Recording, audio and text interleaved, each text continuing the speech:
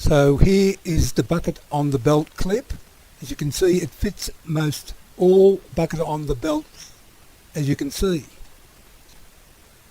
So I'll just clip that in and I'll just show you a few close-ups of what it looks like.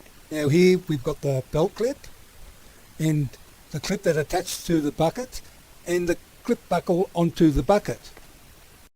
So here we're going to show the difference between the normal clip like this one, attach it to a normal bucket on a belt like this, and the same one with the clipping system that we've made. And we're just going to see what the differences is when you've got your tools in the bucket on the belt. I'll just put a few tools in here and you can see that it's a little bit wobbly from there, but when you put it on this one, it seems to be more stable.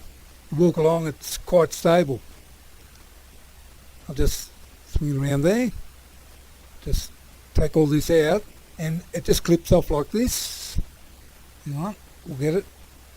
Well, anyway, you clip it off like that, and you can see you can get the normal bucket on the belt and just clip it into the clip, and it's still just as good. It's not swaying around that much as the other one.